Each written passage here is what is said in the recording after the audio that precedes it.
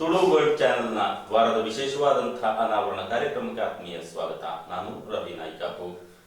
ಈ ವಾರದಲ್ಲಿ ನಾವು ಅನಾವರಣಗೊಳಿಸುತ್ತಿರುವುದು ಕಾಸರಗೋಡು ಜಿಲ್ಲೆಯ ಓರ್ವ ಬಹುಮುಖಿ ವ್ಯಕ್ತಿತ್ವವನ್ನು. ವೃತ್ತಿಯಲ್ಲಿ ವಕೀಲ, ಪ್ರವೃತ್ತಿಯಲ್ಲಿ ಸಾಹಿತಿ, ಕವಿ, ಲೇಖಕ, ಕಲಾವಿದ, ಕ್ರೀಡಾ ತರಬೇತುದಾರ, ಮಾನವೀಯ ಸ್ಪಂದನೆಯ ಸಮಾಜ ಸೇವಕ, ಶ್ರೇಷ್ಠ ಆಡಳಿತಗಾರ, ಅಪ್ರತಿಮ ವಾಗ್ಮಿ, ಸಾಂಸ್ಕೃತಿಕ ಹರಿಕಾರ, ಅಭಿವೃದ್ಧಿಯ ಗುರಿಕಾರ. ಕಿರು ಪರಿಚಯದಲ್ಲೇ ಆ ವ್ಯಕ್ತಿ ಯಾರೆಂದು ತಾವು ಗುರುತಿಸಿರಬಹುದು. ಕಾಸರಗೋಡು ಜಿಲ್ಲೆಯಲ್ಲಿ ಇಷ್ಟೆಲ್ಲ ಖ್ಯಾತಿಗೆ ಪಾತ್ರರಾಗಿರುವ ಅಪರೂಪದ ವ್ಯಕ್ತಿ ಬಹುಶಃ ಇವರು ಮಾತ್ರವಿರಬಹುದು. Yes, you are correct. ನ್ಯಾಯವಾದಿ ಥೋಮಸ್ ಡಿಸೂಸಾ. ಬನ್ನಿ ವೀಕ್ಷಕರೇ, ಆ ಬಹುಮುಖಿ ಸಾಧಕನ ಬದುಕು, ಬರಹ, ಕತೆ, ವ್ಯಥೆ, ಶಾಂತಿ, ಕ್ರಾಂತಿ, ಆರೋಹಣ, ಅವರೋಹಣಗಳ ಅನಾವರಣ ಮಾಡೋಣ. ವೀಕ್ಷಿಸಿ. ಇವರು ನ್ಯಾಯವಾದಿ MS ಥೋಮಸ್ ಡಿಸೂಸಾ. ಪುತ್ತಿಗೆ ಗ್ರಾಮ ಪಂಚಾಯತ್ ವ್ಯಾಪ್ತಿಯ ಸೀತಂಗೋಳಿಪೇಟೆ ಸನಿಹ ಟ್ಯಾಲೆಂಟ್ ನಿವಾಸದಲ್ಲಿ ವಾಸ. ಮನೆ ಹೆಸರಿನಂತೆಯೇ ಅವರೋರ್ವ ಟ್ಯಾಲೆಂಟ್ ಮನುಷ್ಯನೇ ಹೌದು. ಥೋಮಸ್ ಡಿಸೋಜಾ ಅವರ ಬದುಕಿನ ಮಜಲುಗಳನ್ನು ಯಾವ ದಿಕ್ಕಿನಿಂದ ಆರಂಭಿಸಬೇಕು, ಹೇಗೆ ಕೊನೆಗೊಳಿಸಬೇಕು ಅನ್ನುವುದೇ ನಮಗೆ ಗೊಂದಲ. ಯಾಕಂದರೆ ಸಾಹಿತ್ಯ ವಲಯದಲ್ಲಿ ಅವರೊಬ್ಬ ಕಥೆಗಾರ, ಬಹುಭಾಷಾ ಕವಿ, ಲೇಖಕ, 2 ಗ್ರಂಥಗಳ ಕರ್ತೃ. ರಂಗಭೂಮಿಯಲ್ಲಿ ಅನೇಕ ಶ್ರೇಷ್ಠ ಪಾತ್ರಗಳಿಗೆ ಜೀವ ಕಳೆಯೇರಿಸಿದ ಅದ್ಭುತ ನಟ, ಜನಪ್ರಿಯ ನಾಟಕಗಳ ನಿರ್ದೇಶಕ. ಕ್ರೀಡಾ ಕ್ಷೇತ್ರದಲ್ಲಿ ವಾಲಿಬಾಲ್ ಪಟುವಾಗಿ, ದೀರ್ಘದೂರ ಓಟಗಾರನಾಗಿ, ತರಬೇತುದಾರ, ರೆಫ್ರಿಯಾಗಿ, ತ್ರಿಭಾಷಾ ವ್ಯಾಖ್ಯಾನಕರ್ತನಾಗಿ ಮಿಂಚಿದವರು. ಕಾಂಗ್ರೆಸ್ನ ನಿಷ್ಠಾವಂತ ಕಾರ್ಯಕರ್ತನಾಗಿ ತನ್ನ ಅದ್ಭುತ ಸಂಘಟನಾ ಚಾತುರ್ಯ ಹಾಗೂ ನಾಯಕತ್ವ ಗುಣದಿಂದಾಗಿಯೇ ಕಿರು ಅವಧಿಯಲ್ಲೇ ರಾಜಕೀಯ ರಂಗದಲ್ಲಿ ಮೇಲೇರಿ ಪುತ್ತಿಗೆ ಗ್ರಾಮ ಪಂಚಾಯತಿನ ಅಧ್ಯಕ್ಷ ಗದ್ದುಗೆಯನ್ನೇರಿದವರು. 2005ರಿಂದ 10ರ ಅವಧಿಗೆ ಅಧ್ಯಕ್ಷರಾಗಿದ್ದ ಆ ಕಾಲವು ಪುತ್ತಿಗೆ ಗ್ರಾಮ ಪಂಚಾಯತಿನ ಸುವರ್ಣ ಕಾಲ ಎಂದರೆ ಖಂಡಿತ ತಪ್ಪಲ್ಲ. ವಿಪಕ್ಷಗಳ ಪ್ರೀತಿ ಸಹಕಾರವನ್ನು ಗಳಿಸಿಕೊಂಡು ಪಂಚಾಯತಿನ ಸರ್ವಾಂಗೀಣ ಅಭಿವೃದ್ಧಿಗೆ ಪಣತೊಟ್ಟು ಯಶಸ್ಸನ್ನು ಕಂಡವರು. ಸರ್ಕಾರ ಹಾಗೂ NGOಗಳ ಸಹಕಾರದೊಂದಿಗೆ ಪುತ್ತಿಗೆಯನ್ನು ಸಂಪೂರ್ಣ ಮದ್ಯಮುಕ್ತ ಪಂಚಾಯತನ್ನಾಗಿಸುವಲ್ಲಿ ಅವರ ನಿಸ್ಸೀಮ ಸೇವೆಯನ್ನು ಇಂದಿಗೂ ಅಲ್ಲಿನ ಜನ ಸ್ಮರಿಸುತ್ತಾರೆ. ಅಕ್ರಮ ಮದ್ಯ ಸಾಗಾಟ, ಮಾರಾಟ ತಡೆಗೆ ಪಂಚಾಯತಿನೊಂದಿಗೆ ಜನರು ಟೊಂಕ ಕಟ್ಟಿ ನಿಂತ ಫಲವಾಗಿ ಈ ಯೋಜನೆ ಸಾಕಾರವಾಗಿತ್ತು. ನಾಡಿನ ಬಹುದೊಡ್ಡ ಸಮಸ್ಯೆಯಾದ ತ್ಯಾಜ್ಯ, ಮುಖ್ಯವಾಗಿ ಪ್ಲಾಸ್ಟಿಕ್ ತ್ಯಾಜ್ಯ ನಿರ್ಮೂಲನೆಗೆ ಫಲಪ್ರದ ವ್ಯವಸ್ಥೆ ಅಲ್ಲದೆ ಪಂಚಾಯತ್ ವ್ಯಾಪ್ತಿಯ ಎಲ್ಲ ಮನೆಗಳಲ್ಲೂ ಕಾಲನಿಗಳಲ್ಲೂ ಮಲಮೂತ್ರ ವಿಸರ್ಜನೆಗೆ ಪಾಯ್ಖಾನೆ ವ್ಯವಸ್ಥೆಯನ್ನು ಏರ್ಪಡಿಸುವ ಮೂಲಕ ಇಡೀ ಪಂಚಾಯತನ್ನು ಮಾಲಿನ್ಯ ಮುಕ್ತಗೊಳಿಸಿದ ಕೀರ್ತಿ ಅವರಿಗೆ. ಇದರಿಂದಲೇ ಭಾರತ ಸರ್ಕಾರದ ಗ್ರಾಮೀಣಾಭಿವೃದ್ಧಿ ಸಚಿವಾಲಯವು ನೀಡುವ ಪ್ರತಿಷ್ಠಿತ ನಿರ್ಮಲ ಗ್ರಾಮ ಪುರಸ್ಕಾರವನ್ನು ರಾಷ್ಟ್ರಾಧ್ಯಕ್ಷ ಡಾಕ್ಟರ್ ಪ್ರತಿಭಾ ಪಾಟೀಲ್ ಅವರಿಂದ ಸ್ವೀಕರಿಸುವ ಮೂಲಕ ದೇಶದ ನಕಾಶೆಯಲ್ಲಿ ಪುತ್ತಿಗೆಗೆ ಭವ್ಯ ಸ್ಥಾನವನ್ನು ದೊರಕಿಸಿಕೊಟ್ಟವರು. ಅವರ 5 ವರ್ಷದ ಅವಧಿಯಲ್ಲಿ ಭವನರಹಿತರಾದ 468 ಮಂದಿಗೆ ಪಂಚಾಯತಿನಿಂದ ಮನೆ ಮಂಜೂರಿಸಲಾಗಿತ್ತು. ಇದು ಪಂಚಾಯತಿನ ಸಾರ್ವಕಾಲಿಕ ದಾಖಲೆಯೇ ಹೌದು. ಎಲ್ಲ ಮನೆಗೂ ನೀರು, ಎಲ್ಲ ಮನೆಗೂ ವಿದ್ಯುತ್ ಎನ್ನುವ ಯೋಜನೆಯನ್ನು ಯಶಸ್ವಿಯಾಗಿ ಕಾರ್ಯಗತಗೊಳಿಸಿದ್ದರು. ನಿರಂತರವಾಗಿ ಜನರೊಂದಿಗೆ ಬೆರೆಯುತ್ತಾ ತನ್ನ ಕಾನೂನಾತ್ಮಕ ಅನುಭವದಿಂದಾಗಿ ಜನರ ಮಧ್ಯೆ ಶಾಂತಿ, ಸಹಬಾಳ್ವೆ ಮೂಡಿಸುವಲ್ಲಿ ಅಹೋರಾತ್ರಿ ಹೆಣಗಾಡಿ ಪಂಚಾಯತನ್ನು ಸದ್ರಿ ಅವಧಿಯಲ್ಲಿ ವ್ಯಾಜ್ಯ ಮುಕ್ತವನ್ನಾಗಿಸಿದ್ದರು. ಅವರ ಅವಧಿಯಲ್ಲಿ ಪಂಚಾಯತ್ ವ್ಯಾಪ್ತಿಯಲ್ಲಿ ಯಾವುದೇ ಲಾ ಆ್ಯಂಡ್ ಆರ್ಡರ್ ಪ್ರಕರಣ ದಾಖಲಾಗಿಲ್ಲವೆಂಬುದು ಈ ಮನುಷ್ಯನ ಸಾಮರ್ಥ್ಯದ ಕೈಗನ್ನಡಿಯೇ ಹೌದು. ನಾನು ಕಾಸರಗೋಡು ಜಿಲ್ಲೆಯ ಪುತ್ತಿಗೆ ಗ್ರಾಮ ಪಂಚಾಯತಿನ ಅಧ್ಯಕ್ಷನಾಗಿ 2005 ಮತ್ತು 2010ರ ನಡುವೆ ಸೇವೆ ಸಲ್ಲಿಸಿದ್ದೇನೆ. ಆ ಸಮಯದಲ್ಲಿ ನಾವು ಧ್ಯೇಯ ಹಾಕಿಕೊಂಡದ್ದು ಏನಂತ ಹೇಳಿದರೆ ಎಲ್ಲರಿಗೂ ನೀರು ಮತ್ತು ಎಲ್ಲರಿಗೂ ಬೆಳಕು ಅಂತ. ಅದಕ್ಕನ್ನು ನಾವು ಆ ಸಮಯದಲ್ಲಿ ಸುಮಾರು 150ಕ್ಕಿಂತಲೂ ಹೆಚ್ಚು ಕಿರು ನೀರಾವರಿ ಯೋಜನೆಗಳನ್ನು ತಯಾರು ಮಾಡಿ ಮನೆ ಮನೆಗೆ ನೀರು ಮುಟ್ಟಿಸುವ ಒಂದು ಕೆಲಸವನ್ನು ನಾವು ನಿರ್ವಹಿಸಿದ್ದೇವೆ. ಅದು ಮಾತ್ರ ಅಲ್ಲ, ಕೆಲವರಿಗೆಲ್ಲ ಎಲೆಕ್ಟ್ರಿಕ್ ಕಂಬದಿಂದ ತುಂಬ ದೂರ ಮನೆ ಇರುವವರಿಗೆ ಅವರಿಗೆ ವಿದ್ಯುತ್ ಕೂಡ ಸರಬರಾಜು ಮಾಡುವಂಥ ಕೆಲಸವನ್ನು ಕೂಡ ಪಂಚಾಯತ್ ವತಿಯಿಂದ ನಾವು ನಡೆಸಿದ್ದೇವೆ. ಅದು ಮಾತ್ರವಲ್ಲದೆ ನಾವು ಬೇರೊಂದು ಕೆಲಸ ಮಾಡಿದಂಥ ಕೆಲಸ ಅಂತ ಹೇಳಿದರೆ, ನಮ್ಮ ಕಾಲಾವಧಿಯಲ್ಲಿ ವ್ಯಾಜ್ಯ ಮುಕ್ತ ಪಂಚಾಯತ್ ಆಗಿ ಅದನ್ನು ಪರಿವರ್ತಿಸಿದ್ದು. ಇನ್ನೊಂದು, ನಾವು ಮದ್ಯ ಮುಕ್ತ ಪಂಚಾಯತ್ ಆಗಿ ಪರಿವರ್ತನೆ ಮಾಡಲಿಕ್ಕೆ ನಾವು ಶ್ರಮಿಸಿದೆವು. ಸಾಧ್ಯವಾದಷ್ಟು ಕಡೆಗಳಲ್ಲಿ ಸಮಿತಿಗಳನ್ನು ಮಾಡಿ ಅವರಿಗೆ ಜನರಿಗೆಲ್ಲ ತಿಳುವಳಿಕೆ ನೀಡಿ ಅವರಿಗೆ ಬೇಕಾದಂಥ ಎಲ್ಲ ಸಹಾಯ ಸಹಕಾರ ನೀಡಿ ಮಧ್ಯವರ್ತಿನ ಶಿಬಿರಗಳನ್ನು ಪ್ರೋತ್ಸಾಹಿಸಿ ನಾವು ಮಾಡಿದ ಕಾರಣ ಅದರಲ್ಲೂ ಕೂಡ ನಮಗೆ ವ್ಯಾಜ್ಯಮುಕ್ತ ಪಂಚಾಯತ್ ಆಗಿ ಅದನ್ನು ಪರಿವರ್ತಿಸಲು ಸಾಧ್ಯವಾಯಿತು. ಇನ್ನೊಂದು ಕೆಲಸ ನಾವು ಮಾಡಿದ್ದು ಏನು ಅಂತ ಹೇಳಿದರೆ ಮಾಲಿನ್ಯ ಮುಕ್ತ ಪಂಚಾಯತ್. ಮಾಲಿನ್ಯದಿಂದ ಏನೆಲ್ಲ ಕೆಡುಕು ಆಗ್ತದೆ ಎಂಬುದನ್ನು ಕೆಲವು ಜನರಿಗೆ ಬೇರೆ ಬೇರೆ ರೀತಿಯಲ್ಲಿ ಜನರಿಗೆ ಸರಿಯಾದ ನಿಟ್ಟಿನಲ್ಲಿ ತಿಳುವಳಿಕೆ ನೀಡಿ ಮಾಲಿನ್ಯ ಮುಕ್ತ ಪಂಚಾಯತ್ ಮಾಡಿದೆವು. ಮಲಮೂತ್ರ ವಿಸರ್ಜನೆಯನ್ನು ಬಯಲಿನಲ್ಲಿ ಮಾಡದ ಹಾಗೆ ಪ್ರತಿಯೊಬ್ಬರೂ ಕೂಡ ಶೌಚಾಲಯವನ್ನು ಉಪಯೋಗಿಸುವ ಹಾಗೆ ಸಾಧ್ಯವಾದಷ್ಟು ನಾವು ಪ್ರಯತ್ನ ಮಾಡಿದೆವು. ಆದ ಕಾರಣ ನಮಗೆ ಇಡೀ ಭಾರತ ರಾಜ್ಯದ ದೂರದಿಂದ ಹೊರ ರಾಜ್ಯದಿಂದ ಬಂದಂಥ ತಂಡಗಳು, ಅದೇ ಪ್ರಕಾರ ಸರ್ಕಾರಿ ಅಧಿಕಾರಿಗಳು, ಕೇರಳ ರಾಜ್ಯದ ಟೋಟಲ್ ಸ್ಯಾನಿಟೇಷನ್ ಪ್ರಾಜೆಕ್ಟ್ TSP ಅಂತ ಹೇಳ್ತಾರೆ, ಅವರು ಕೂಡ ಬಂದು ನಮ್ಮ ಪಂಚಾಯತನ್ನು ನಿರ್ಮಲ ಗ್ರಾಮ ಪುರಸ್ಕಾರ ಪ್ರಶಸ್ತಿಗೆ ಆಯ್ಕೆ ಮಾಡಿದೆವು. ಆದ ಕಾರಣ 2010ರಲ್ಲಿ ನಮಗೆ ನಮ್ಮ ಪಂಚಾಯತಿಗೆ ಕಾಸರಗೋಡು ಜಿಲ್ಲೆಯ ಪುತ್ತಿಗೆ ಗ್ರಾಮ ಪಂಚಾಯತಿಗೆ ನಿರ್ಮಲ ಗ್ರಾಮ ಪುರಸ್ಕಾರ ಪ್ರಶಸ್ತಿ ಸಿಕ್ಕಿತು. ಅದು ದೆಹಲಿಯ ವಿಜ್ಞಾನ ಭವನದಲ್ಲಿ ಆವತ್ತಿನ ರಾಷ್ಟ್ರಪತಿ ಆದಂಥ ಶ್ರೀಮತಿ ಪ್ರತಿಭಾ ಪಾಟೀಲ್ ಅವರಿಂದ ನಾನು ಪಡೆದುಕೊಂಡಿದ್ದೇನೆ. ಸೀತಂಗೋಳಿ ಪೇಟೆಯ ಸರ್ವಾಂಗೀಣ ಅಭಿವೃದ್ಧಿಯಲ್ಲಿ ಅಲ್ಲಿನ ಸಂತೋಷ್ ಆರ್ಟ್ಸ್ ಆ್ಯಂಡ್ ಸ್ಪೋರ್ಟ್ಸ್ ಕ್ಲಬ್ಬಿನ ಅಮೂಲ್ಯ ಕೊಡುಗೆಯನ್ನು ಯಾರೂ ತಳ್ಳಿ ಹಾಕುವಂತಿಲ್ಲ. 45 ವರ್ಷಗಳ ಹಿಂದೆ ಹುಟ್ಟುಹಾಕಲಾದ ಸಂತೋಷ್ ಕ್ಲಬ್ಬಿನ ಸ್ಥಾಪಕ ಸದಸ್ಯರಾಗಿರುವ MS ಥೋಮಸ್ ಡಿಸೋಜಾ ಅವರು ಸಂಘಟನೆಯ ವಿವಿಧ ಹುದ್ದೆಗಳನ್ನು ನಿಭಾಯಿಸಿ ಇದೀಗ ಹಲವು ವರ್ಷಗಳಿಂದ ಅಧ್ಯಕ್ಷರಾಗಿದ್ದಾರೆ. ಪುತ್ತಿಗೆ ಗ್ರಾಮ ಪಂಚಾಯತ್ ಅಧ್ಯಕ್ಷ, ಸಂತೋಷ್ ಕ್ಲಬ್ಬಿನ ರೂವಾರಿ, ಅನೇಕ ಸಂಘಟನೆಗಳ ಮುಖಂಡ, ಸಮಾಜ ಸುಧಾರಕನಾಗಿ ಅವರ ನಿಸ್ಪೃಹ ಸೇವೆಯು ಇಡೀ ಸೀತಂಗೋಳಿ ಪ್ರದೇಶದ ಸಮಗ್ರ ಅಭಿವೃದ್ಧಿಗೆ ಕಾರಣವಾಯಿತೆಂದರೆ ಅತಿಶಯೋಕ್ತಿ ಖಂಡಿತ ಅಲ್ಲ. 40 ವರ್ಷ ಹಿಂದೆ ಕೇವಲ 3 ಅಂಗಡಿ ಗೋಳಿ ಮರ ಮಾತ್ರವಿದ್ದ ಸೀತಂಗೋಳಿಯು ಇಂದು ಸುಂದರ ನಗರವಾಗಿ ರೂಪುಗೊಳ್ಳಲು ಈ ಮನುಷ್ಯನ ಬೆವರು ಮತ್ತು ರಕ್ತ ಕೂಡ ಇದೆ. ಬಹುಶಃ ಕಾಸರಗೋಡು ಜಿಲ್ಲೆಯಲ್ಲೇ ಇಷ್ಟೊಂದು ವೇಗವಾಗಿ ಅಭಿವೃದ್ಧಿ ಹೊಂದಿದ ಪೇಟೆ ಬೇರೆ ಇರಲಾರದು. ನಾಡಿನಲ್ಲಿ ಶಾಂತಿ ಸಾಮರಸ್ಯ ಪಾಲನೆಯೇ ಇಲ್ಲಿನ ಬೆಳವಣಿಗೆಯ ತಳಹದಿ. ಇದರಿಂದಲೇ ಕೇಂದ್ರ ಸರ್ಕಾರದ ಬೃಹತ್ HAL ಸಂಸ್ಥೆಯು ಸೀತಂಗೋಳಿಯಲ್ಲಿ ತಲೆ ಎತ್ತುವಂತಾಯಿತು. ಥೋಮಸ್ ಡಿಸೋಜಾ ಅವರು ಪಂಚಾಯತ್ ಅಧ್ಯಕ್ಷರಾಗಿದ್ದ ಅವಧಿಯಲ್ಲೇ HALಗೆ 200 ಎಕರೆ ಸ್ಥಳವನ್ನು ನೀಡಲಾಗಿತ್ತು. ಅದಲ್ಲದೆ ಕೇರಳ ಸರ್ಕಾರದ ಕಿನ್ಫ್ರಾ ಕಿರು ಕೈಗಾರಿಕಾ ಪ್ರಾಂಗಣವು ಕೂಡ ಮೈಪಾಡಿ ಸಮೀಪ ಕುದುರೆಪಾಡಿಯಲ್ಲಿ ಸಾಕಾರವಾಗಲು ಕೂಡ ಇವರು ಮುಖ್ಯ ಕಾರಣರು. ಗ್ರಾಮ ಪಂಚಾಯತ್ನ ಅಧ್ಯಕ್ಷರಾಗಿ ಸೇವೆ ಸಲ್ಲಿಸುವ ಆ ಕಾಲಾವಧಿಯಲ್ಲಿ ನನಗೆ ಒಂದು ದೊಡ್ಡ ಕೆಲಸವನ್ನು, ಜವಾಬ್ದಾರಿಯನ್ನು ನಿರ್ವಹಿಸುವ ಒಂದು ಸೌಭಾಗ್ಯ ಒದಗಿ ಬಂದದ್ದು ಏನಂತ ಹೇಳಿದರೆ, ಕಿಂಪ್ರಾ ಇಂಡಸ್ಟ್ರಿಯಲ್ ಪಾರ್ಕ್ನಲ್ಲಿ HL ಅಂತ ಒಂದು ಬೃಹತ್ ಉದ್ಯಮ ನಮ್ಮ ಸೀತಂಗೋಳಿ ಅಂತ ಕುಗ್ರಾಮಕ್ಕೆ ತರಲಿಕ್ಕೆ ಸಾಧ್ಯವಾಯಿತು.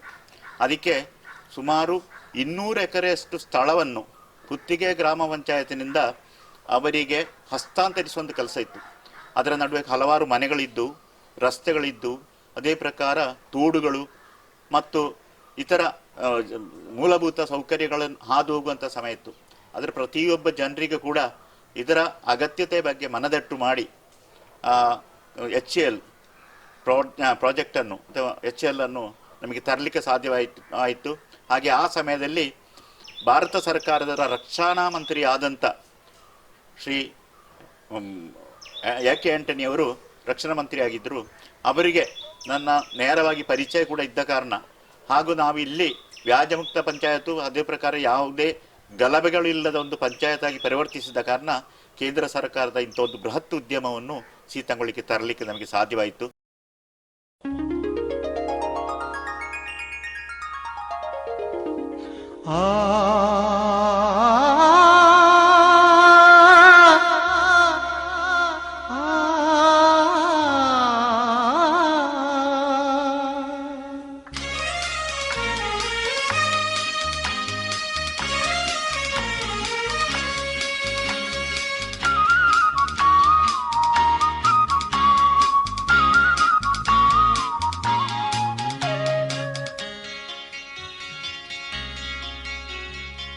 ಬಯಸಿದೆ ನಿನ್ನನ್ನು ಭಾವದ ಮೇಳಕ್ಕೆ, ಪಿಡಿದಿದೆ ಎದೆಯಿದು ಯಾವುದೋ ತಾಳಕ್ಕೆ. ಬಯಸಿದೆ ನಿನ್ನನ್ನು ಭಾವದ ಮೇಳಕ್ಕೆ ಮಿಡಿದಿದೆ ಎದೆಯಿದು ಯಾವುದು ತಾಳಕ್ಕೆ.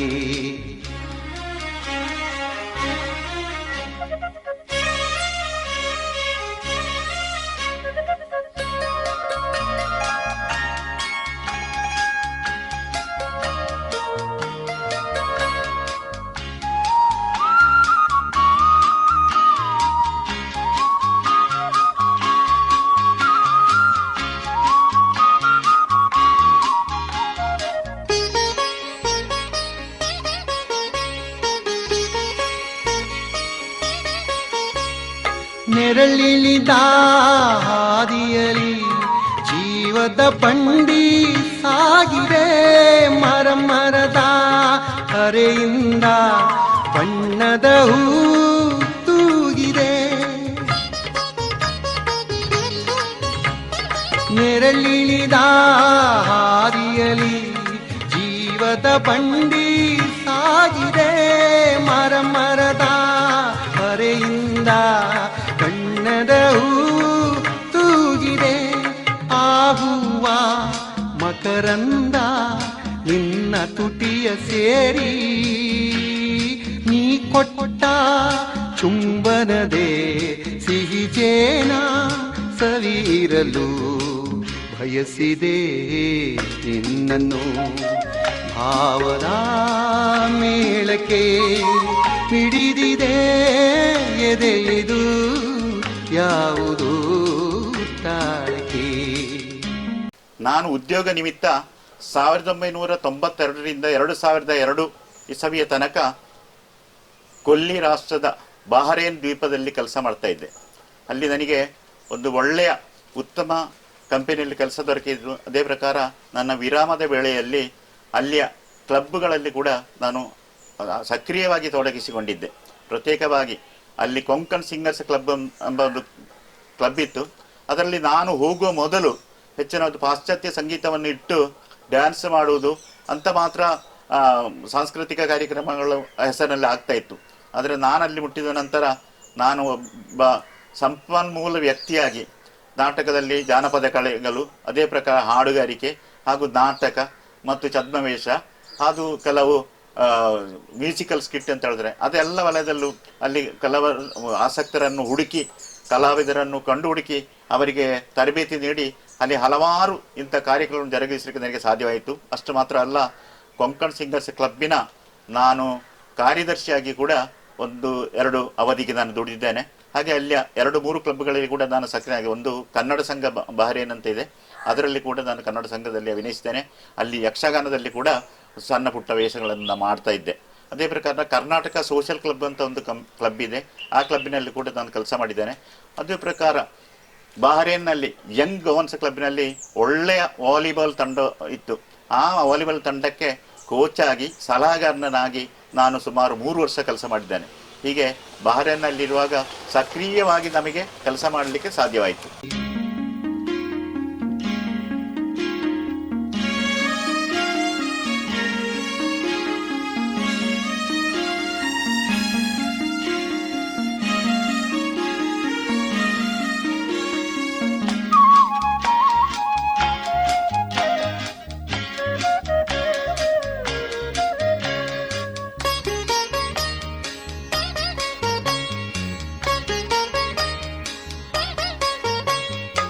ಸಾಲ್ಮರದ ರೆಂಬೆಯಲ್ಲಿ ಹಕ್ಕಿಗಳ ಗೂಡಿದೆ, ತೂಗಾಡೋ ಗೂಡಿನಲ್ಲಿ ಜೋಗುಳದ ಹಾಡಿದೆ.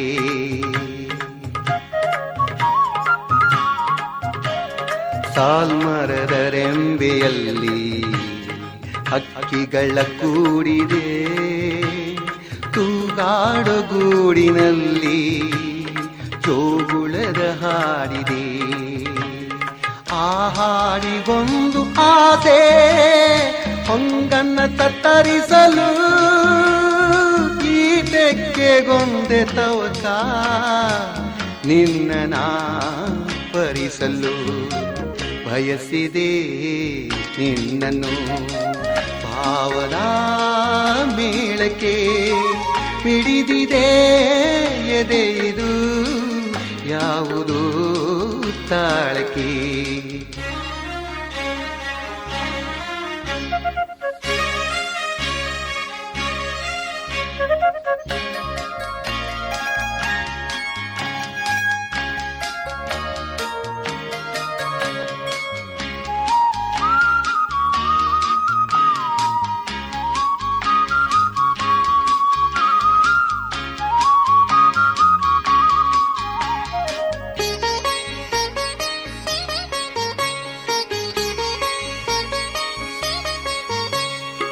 ಇರುಳಿರುವ ದಾರಿಯಲಿ ಬಂಡಿಯು ಕುಲುಕದೆ ಸಾಗಲಿ, ಮಂದಳದ ಸೂರಿಂದ ದಾರಿಯ ದೀಪ ತೂಗಲಿ.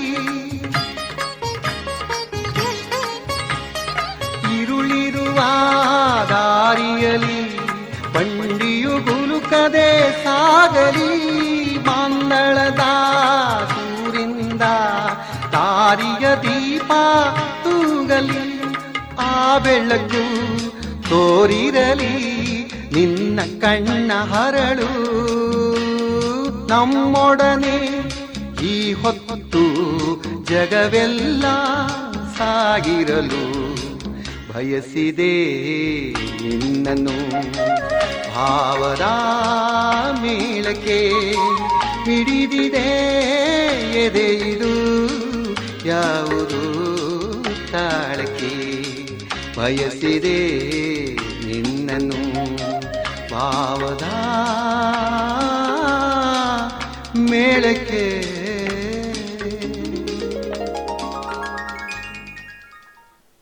ವೃತ್ತಿ ಬದುಕಿನಲ್ಲಿ 2011ರಿಂದ 2016ರವರೆಗೆ 5 ವರ್ಷಗಳ ಕಾಲ ಸರಕಾರಿ ಅಭಿಯೋಜಕನಾಗಿ ಸೇವೆ ಸಲ್ಲಿಸಿದ್ದರು.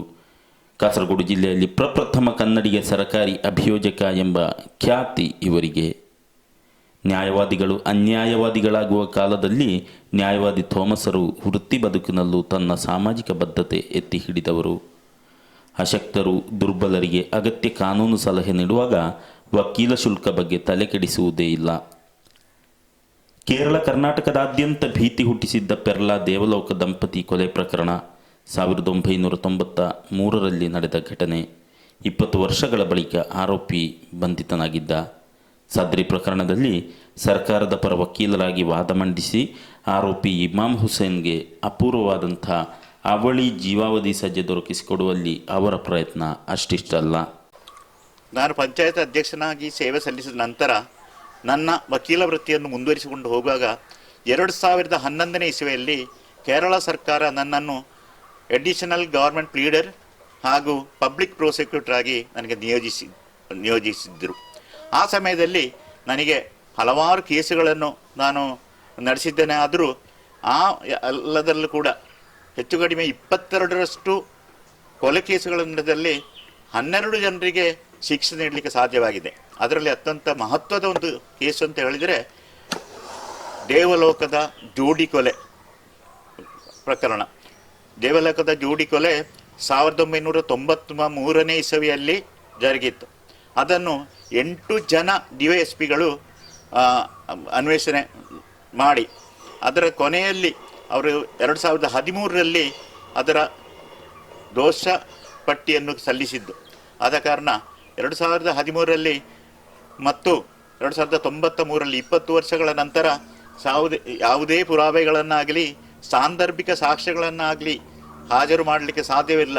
ಆದ ಕಾರಣ ಇಮಾಮ್ ಹುಸೇನ್ ಅಂತ ಅಷ್ಟು ಬುದ್ಧಿವಂತ ಒಬ್ಬ ಆರೋಪಿಗೆ ಶಿಕ್ಷೆ ಕೊಡಲಿಕ್ಕೆ ಸಾಧ್ಯವಾಗುವುದಿಲ್ಲ ಅಂತ ಎಲ್ಲ ಪತ್ರಗಳು ಹಾಗೂ ಎಲ್ಲ ಮಾಧ್ಯಮಗಳು ತಿಳಿಸಿದ್ದವು. ಆದರೂ ಕೂಡ ನಮಗೆ ಅದರ ಹಿಂದೆ ಒಂದು ಬಲವಾಗಿ ಇಚ್ಛಾಶಕ್ತಿಯಿಂದ ಕೆಲಸ ಮಾಡಿದ ಕಾರಣ ದೇವಲೋಕ ಜೋಡಿ ಕೊಲೆಯಲ್ಲಿ ಅದರ ಆರೋಪಿಯಾದಂಥ ಸೇನವರಿಗೆ ಡಬಲ್ ಜೀವಾವಧಿ ಅಥವಾ 2 ಸಲ ಜೀವಾವಧಿ ಮತ್ತು ಇತರ ಶಿಕ್ಷಣಕ್ಕೆ ಸುಮಾರು 42 ವರ್ಷ ಶಿಕ್ಷೆ ನೀಡುವಂಥ ಒಂದು ವಿಧಿಯನ್ನು ಸಂಪಾದಿಸಲಿಕ್ಕೆ ನಮಗೆ ಸಾಧ್ಯವಾಯಿತು. ಹಾಗೂ ಅದರ ಬಗ್ಗೆ ಹೆಚ್ಚಿನ ಮಾಧ್ಯಮಗಳು ಕೂಡ ನಮಗೆ ಹೆಚ್ಚಿನ ರೀತಿಯಲ್ಲಿ ಪ್ರೋತ್ಸಾಹ ನೀಡಿದ್ದಾರೆ. ರಂಗಭೂಮಿ ನಿರ್ದೇಶಕನಾಗಿ ಅವರ ಸಾಧನೆ ಇಲ್ಲಿ. ನನಗೆ ಎಳವೆಯಲ್ಲಿ ನಾಟಕದಲ್ಲಿ ಆಸಕ್ತಿ ಇತ್ತು. ರಂಗಭೂಮಿಯಲ್ಲಿ ಹಲವಾರು ಪ್ರಕಾರಗಳಲ್ಲಿ ನಾನು ದುಡಿದಿದ್ದೇನೆ.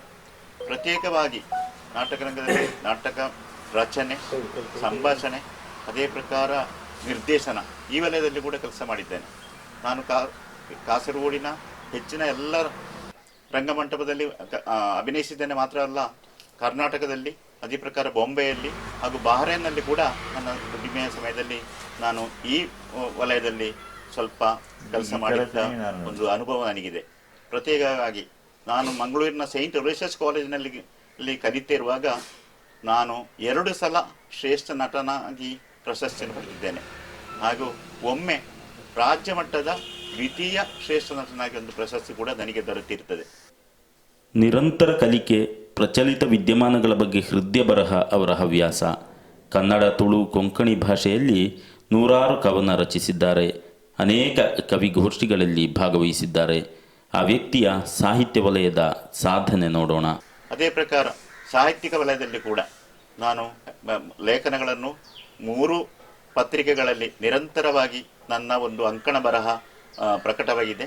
ಅದೇ ಪ್ರಕಾರ ದೀವಿಗೆ ಎಂಬ ಪುಸ್ತಕ ಕಾಸರಗೋಡಿನ ಪ್ರಕಾಶಕರಾದಂಥ ಕೈರಳಿ ಪ್ರಕಾಶನದವರು ದೀವಿಗೆ ಪುಸ್ತಕವನ್ನು ಪ್ರಕಾಶನ ಮಾಡಿದ್ದಾರೆ. ಅದೇ ಪ್ರಕಾರ ನಾನು ಮತ್ತು ಇನ್ನೊಬ್ಬರು ಹಿರಿಯ ಲೇಖಕರು ಜೊತೆ ಸೇರಿ ಕಾಸರಗೋಡಿನ ಕೊಂಕಣಿ ಕ್ರೈಸ್ತರು ಎಂಬ ಒಂದು ಸಂಶೋಧನಾತ್ಮಕ ಕೃತಿ ಕೂಡ ನಾವು ಪ್ರಕಟಿಸಿದ್ದೇವೆ. ಹೀಗೆ ಸಾಹಿತ್ಯದ ವಲಯದಲ್ಲಿ ಅದೇ ಪ್ರಕಾರ ಕವಿತೆ ಕೂಡ ನನ್ನ ಒಂದು ಆಸಕ್ತಿಯ ರಂಗ. 108 ಸಂಘಟನೆಗಳ ನಾಯಕ, 100 ಕಡೆ ಸನ್ಮಾನಿತ, ಸಮಸ್ಯೆ ಪರಿಹಾರಕ, ಶ್ರೇಷ್ಠ ವಾಗ್ಮಿ, ಹೀಗೆ ಅನೇಕ ಬಿರುದುಗಳಿಗೆ ಪಾತ್ರರಾದಂಥ MS ಥೋಮಸ್ ಡಿಸೂಜಾ ಈ ಅನಾವರಣದ ನಾಯಕ. ನಮ್ಮ ಹೊಸ ತಲೆಮಾರು ಮನುಷ್ಯ ಸಂಬಂಧಗಳನ್ನು ಮರೆತು ಬಾಳುವುದಕ್ಕಿಂತ ಮನುಷ್ಯ ಸಂಬಂಧಗಳೊಂದಿಗೆ ಬೆರೆತು ಬಾಳುವುದು ಒಳ್ಳೆಯದು. ಯಾಕೆಂದರೆ ಇವತ್ತು ಸಮಾಜ ಸೇವೆ ಅಂತ ಹೇಳುವಾಗ ದೊಡ್ಡ ದೊಡ್ಡ ಕೆಲಸಗಳನ್ನು ಏನಾದರೂ ಮಾಡಬೇಕು ಎಂಬ ಒಂದು ಪ್ರತೀತಿ ಜನರಲ್ಲಿ ಬೇರೂರಿದೆ. ಅದಲ್ಲ, ಅದಕ್ಕಿಂತ ಅತ್ಯಂತ ಚಿಕ್ಕವಾದಂಥ ಕೆಲಸ, ಒಂದು ನಮ್ಮ ನೆರೆಯಲ್ಲಿ ಅಥವಾ ನಮ್ಮ ಮಣ್ಣು ಇದ್ದಲ್ಲಿ ಕೂಡ ಒಂದು ಚಿಕ್ಕ ಗಿಡ ನಟ್ಟು ಅದಕ್ಕೆ ನೀರೆರೆದು ಪೋಷಿಸಿದರೆ ಅದು ಕೂಡ ನಾವು ಪ್ರಕೃತಿಯನ್ನು ಕಾಪಾಡುವ ಹಾಗೆ. ಅದೇ ಪ್ರಕಾರ ನಮ್ಮ ಹಿರಿಯರನ್ನು ನೋಡುವಾಗ ಅವರಿಗೊಂದು ನಮಸ್ಕಾರ ಕೊಟ್ಟರೆ ಅದು ಕೂಡ ದೊಡ್ಡ ಸಮಾಜ ಸೇವೆ ಮತ್ತು ಅವರನ್ನು ಗುರುತಿಸುವಂಥದ್ದು. ಅದಕ್ಕೆ ಭಾಷಾ ಬಾಂಧವ್ಯವನ್ನು ಬೆಳೆಸುವಲ್ಲಿ ಕೂಡ ಕೆಲಸ ಮಾಡುವುದು ಅತಿ ಅಗತ್ಯ. ಯಾಕೆ ಅಂತ ಹೇಳಿದರೆ ಇವತ್ತು ಜಾತಿ, ಮತ, ಭಾಷೆ ಇಂಥದ್ರಲ್ಲೆಲ್ಲ ಹರಿಹಂಚಾಗಿ ಹೋದಂಥ ನಮ್ಮ ಇವತ್ತಿನ ಹೊಸ ಪೀಳಿಗೆ ಅವರು ಈ ನಿಟ್ಟಿನಲ್ಲಿ ಒಗ್ಗಟ್ಟಾಗಿ ಬೆರೆತು ಜೀವಿಸಿದರೆ ಅದೇ ನಮಗೆ ದೊರೆಯುವಂಥ ಅತ್ಯಂತ ದೊಡ್ಡ ದೇಣಿಗೆ ಅಂತ ನಮಗೆ ಕಾಣ್ತದೆ. ಯಾವುದಾದರೂ ಹೊಸ ಕಾನೂನೆಲ್ಲ ಜಾರಿಗೆ ತರುವಾಗ ಅದರ ವಿರುದ್ಧವಾಗಿ ಅದನ್ನು ಹೇಗೆ ತಪ್ಪಿಸಿಕೊಳ್ಳಬಹುದು ಎಂಬ ಆಲೋಚನೆ ಮಾಡುವುದಕ್ಕಿಂತಲೂ ಅದನ್ನು ಪಾಲಿಸಿ ನಡೆದರೆ ಒಳ್ಳೆಯದು. ಯಾಕೆಂತ ಹೇಳಿದ್ರೆ ಅದು ಸಮಾಜಮುಖಿಯಾದಂಥ ಒಂದು ಉತ್ತಮ ಗುಣ ಅವರಲ್ಲಿ ಬೇರೂರಿದ್ರೆ ಮಾತ್ರ ಕಾನೂನನ್ನು ಪಾಲಿಸುವಂಥ ಒಂದು ಮನೋಭಾವ ಅವರಲ್ಲಿ ಮೂಡುತ್ತದೆ. ಆದ ಕಾರಣ ಪ್ರತಿಯೊಬ್ಬ ಪ್ರಜೆಗಳು ಕೂಡ ನಮಗೆ ಸಿಕ್ಕಿದಂಥ ಅಥವಾ ನಮಗೆ ದೊರೆತಂಥ ಯಾವ ಅವಕಾಶಗಳಲ್ಲಿ ಕೂಡ ಕಾನೂನನ್ನು ಸರಿಯಾಗಿ ಪಾಲಿಸಿ ಜೀವಿಸಬೇಕು ಎಂಬುದು ಕೂಡ ನಮ್ಮೊಂದು ಆಶಯ. ವೀಕ್ಷಕರೇ, ಸೀಮಿತ ಅವಧಿಯಲ್ಲಿ ಥೋಮಸ್ ಡಿಸೋಜಾರ ಬದುಕಿನ ಪುಟಗಳನ್ನು ತೆರೆದಿರಿಸಿದ್ದೇವೆ. ಪತ್ನಿ ಗ್ರೇಸಿ ಹಾಗೂ ಜಾಸ್ಮಿನ್ ಜೇಷ್ಮಾ ಎಂಬ 2 ಹೆಣ್ಮಕ್ಕಳ ಜೊತೆ ಅವರ ಧನ್ಯ ಸಂತೃಪ್ತ ಬದುಕು ಸಾಗಿದೆ. ಹಿರಿಯಾಗಿ ಜಾಸ್ಮಿನ್ ವಿವಾಹಿತೆ, ಕಿರಿಯ ಕುವರಿ ಜೇಷ್ಮಾ ಮಂಗಳೂರು KS ಹೆಗ್ಡೆ ಆಸ್ಪತ್ರೆಯಲ್ಲಿ ರೇಡಿಯಾಲಜಿ ವಿದ್ಯಾರ್ಥಿನಿ. ಅವರ ಮುಂದಿನ ಜೀವನಕ್ಕೆ ಸಕಲ ಸನ್ಮಂಗಳವನ್ನು ಕೋರುತ್ತಾ ವೀಕ್ಷಕರೇ, ಇದು ಈ ಹೊತ್ತಿನ ಅನಾವರಣ. ಮುಂದಿನ ವಾರ ಮತ್ತೋರ್ವ ಸಾಧಕನ ಚಿತ್ರಣದೊಂದಿಗೆ ಭೇಟಿಯಾಗೋಣ. ನಾನು ರವಿ ನಾಯ್ಕಾಪು. ವಂದನೆಗಳು.